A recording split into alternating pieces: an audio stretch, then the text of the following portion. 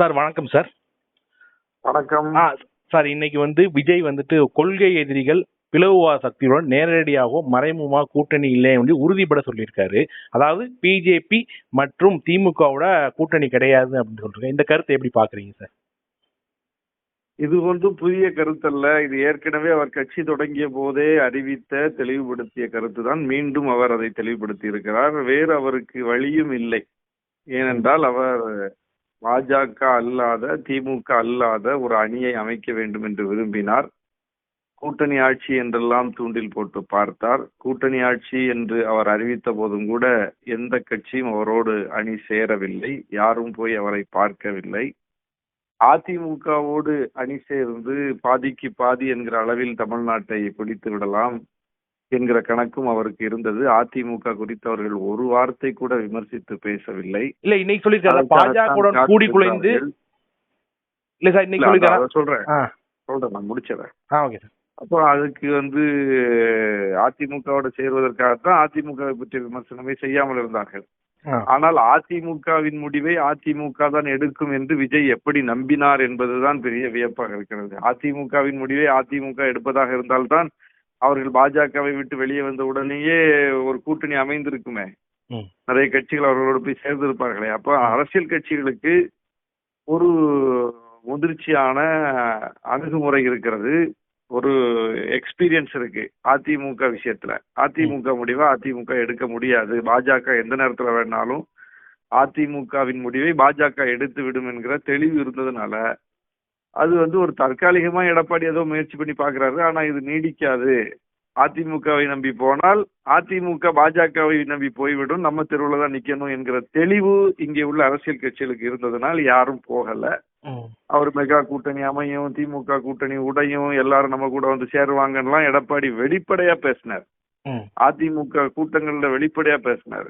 நம்பிக்கையோட இருங்க, பெரிய மெகா கூட்டணி அமைப்போம்னு சொன்னாரு. ஆனா யாரும் நம்பி போகல. என்ன காரணம்னா அதிமுகவை நம்ப முடியாது என்பதனால தான். ஆனா விஜய் அதிமுகவை விமர்சிக்காமல் அவர்களோடு கூட்டணி அமைத்து பாஜக அல்லாமல் திமுகவை எதிர்த்து ஒரு மாபெரும் கூட்டணி அமைத்து விடலாம் என்று முயற்சி பண்ணாரு, விரும்பினாரு. ஆனா அது நடக்கல. பாஜகவோட அதிமுக போய்விட்டது. இப்ப அதிமுக அணி, திமுக அணி, ரெண்டு அணி தான் வலுவான அணி. அதிமுக அணி இன்னும் வலு பெறல. இன்னும் பாஜக அவர்களோட இணைஞ்சிருக்காங்க. பாமக என்ன செய்யறாங்கன்னு தெரியல, தேமுதிக என்ன செய்வாங்கன்னு தெரியல. அவர்களோடு ஏற்கனவே கூட்டணியில் இருந்த கட்சிகளும் கூட இன்னும் அந்த கூட்டணியை உறுதிப்படுத்தாம இருக்கு. ஆனா ஒரு அணி கட்டாயமா அமையும். பாஜக இருப்பதனால் அதிமுகவும் சேர்ந்து ஒரு அணி அமைப்பாங்க.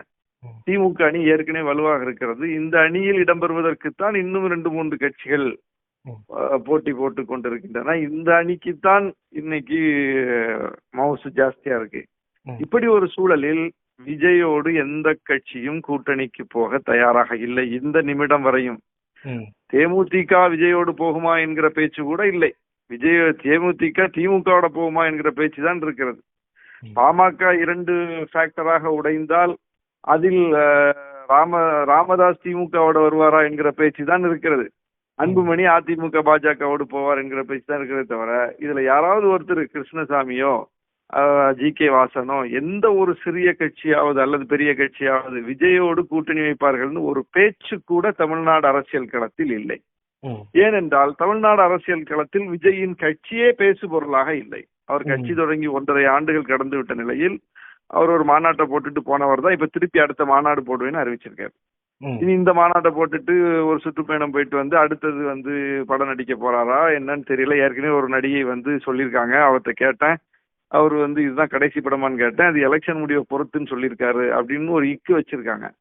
அப்போ அந்த இடத்திலேயே அவர்கிட்ட ஒரு தீவிர அரசியல் தன்மை இல்லை என்பது வெளிப்படுது. தீவிர அரசியல் தன்மைன்னா அது இப்ப உதயநிதி அவர்கள் கூட அரசியலுக்கு தீவிரமா வந்தாரு, படம் நடிக்கிறத நிறுத்திட்டாரு. அப்போ ஏதாவது ஒரு வேலையை ஒழுங்கா செய்யணும் என்கிற அடிப்படையில் அவங்க அந்த முடிவை எடுக்கிறாங்க. ஆனால் விஜய்க்கு இன்னும் தயக்கம் இருக்கு. ஏன்னா அவருக்கு தமிழ்நாட்டு மக்கள்கிட்ட ஏற்பு இருக்குமா இருக்காதாங்கிற குழப்பத்திலேயே அவர் இருக்காரு. அதனாலதான் அவர் கட்சியை தொடங்கிட்டாரு. ஆனா தீவிர அரசியலுக்கும் வர முடியாத ஒரு இரட்டை நிலையில அவர் தவிப்பது தெரிகிறது. இந்த ஸ்டேட்மெண்ட்ங்கிறது வேற வழி இல்லாமல் அவர் வெளியிட்டு இருக்கிற ஸ்டேட்மெண்ட். அதாவது முதலில் அவர் பாஜக திமுக அல்லாத கூட்டணி என்று அறிவிக்கும் போது அதிமுகவோடு அணி சேரலாம் என்கிற கணக்கு அவரிடம் இருந்தது.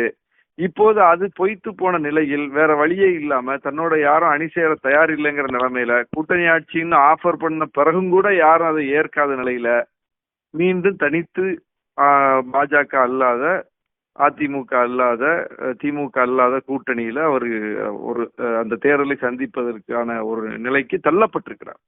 ரொம்ப நன்றிங்க சார். நன்றி.